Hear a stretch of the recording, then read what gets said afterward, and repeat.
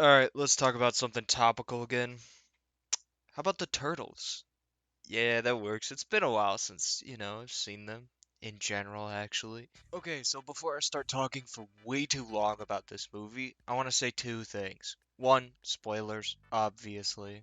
And two, no matter what you think of this movie, whether or not it's terrible to you or it's the best thing ever, it's really fucking nice to see the turtles on the big screen again. Like, it's been 7 fucking years, bro.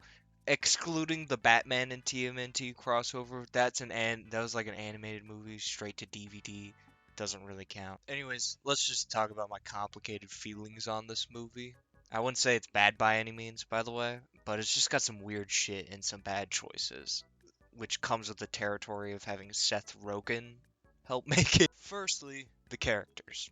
As always, I do this every single time. Main characters of this movie are the Turtles, obviously, Splinter, April, and the main villain, Superfly. Which he's a little weird, but like only because it's Ice Cube. There are a bunch of side characters and Bebop and Rocksteady, but they aren't really that interesting. Like, how do you fuck up Bebop and Rocksteady? Either way, we should talk about the Turtles first and foremost.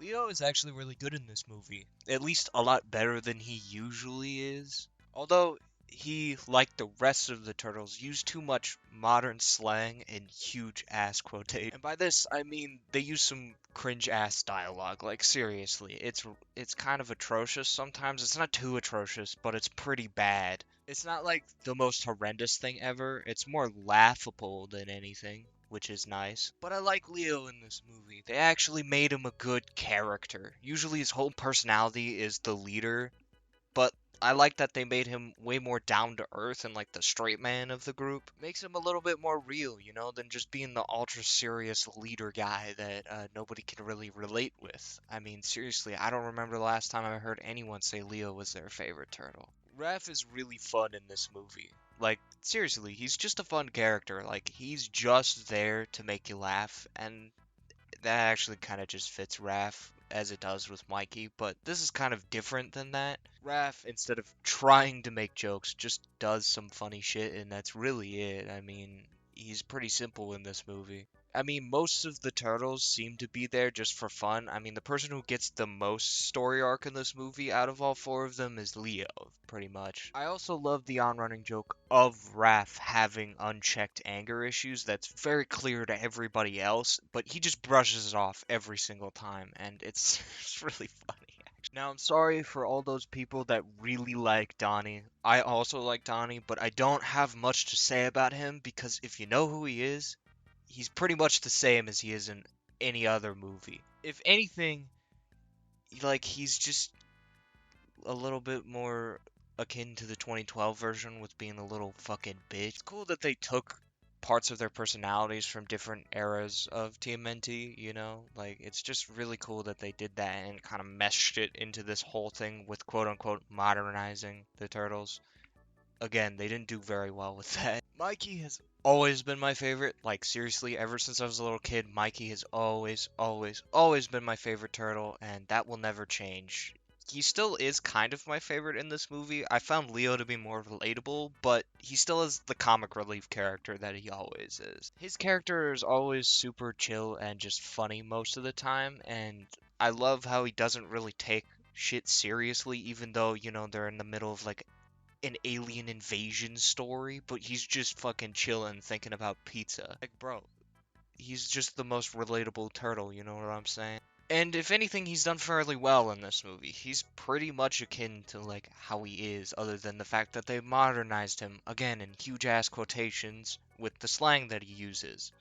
I like Splinter's change into despising humans after he gives them a chance and they kind of like try to murder his sons. It's really cool and it makes sense why he would hate them. Like, who wouldn't hate a group of people for trying to fucking shoot your kid in the kneecaps? Like, I would. I love the contrast with Superfly being overprotective of his siblings, because Splinter is overprotective of the turtles. And he sounds exactly like how Superfly does when he's talking about controlling his siblings, but instead it's with the turtles. He has a pretty good character arc in this movie. Also, Jackie Chan is a great choice for Splinter. He did awesome in this. Now, April is one of the characters that got changed a lot in this movie. Not for the worse, mind you. She still wants to be a journalist, but like off camera at the beginning of the movie because she vomited while doing the morning announcements one day and hasn't lived it down. Oh yeah, she's in high school, by the way, which is fine. I don't really care how old she is, because honestly, it makes sense since the turtles are actually teenagers this time. They sure fucking act like a bunch of them. At least 13-year-olds, which is surprising because they're all 15 in this movie. I like her changes though, and I like her character arc into actually being on the news at the end of the movie telling people that the turtles aren't the bad guys. It's really cool, and she still feels like April. Superfly is in Baxter Stockman, weirdly enough. Although Baxter Stockman is in this movie, and he's voiced by Gus Fring. He's only in it for a little bit, though, and Superfly is a mutated fly that the dead Baxter Stockman raised. He's actually a really fun character, and Ice Cube does a fairly good job at making him a little more charismatic than you'd think he'd be. And he's a good first movie villain. I really do want to talk about the animation, but first we should probably talk about the plot. So, yeah, I know. I'm boring. I suck. You can kill me. This movie is about Superfly and his merry band of mutants building a machine that will turn all animals into mutants like them. And it's basically like a satellite, and they're going to shoot it up into the sky and turn every animal into a bunch of gross monsters. It's actually a really fun concept, and it fits the turtles, like actually it really does. This is like a lot less weird than, them traveling back in time like they have multiple times. Eventually his siblings, in quotation marks, turn on Superfly because they don't really want to kill all the humans, just him. The turtles, April, Splinter, and eventually all the side characters that are his siblings, in quotation marks, have to stop him.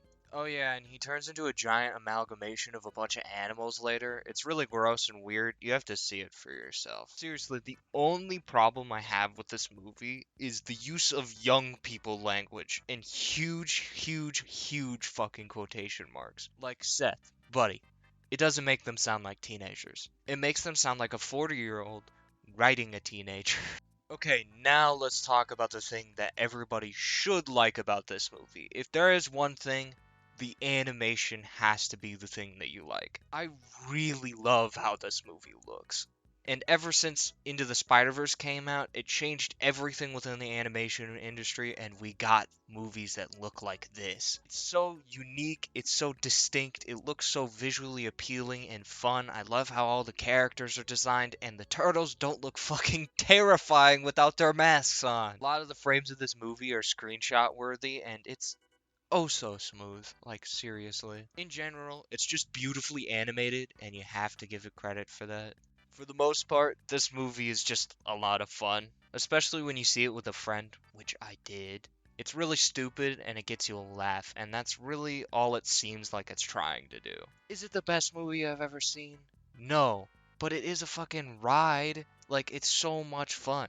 I really hope they do a sequel. Like, genuinely, I want to see the Shredder in this animation style and in this universe. It'd be so cool. I will give Teenage Mutant Ninja Turtles Mutant Mayhem a 7.5 out of 10 because, nitpicking it, it's not the greatest movie ever, but it is a lot of fun and you gotta give it credit for that. Now let's roll the fucking outro already.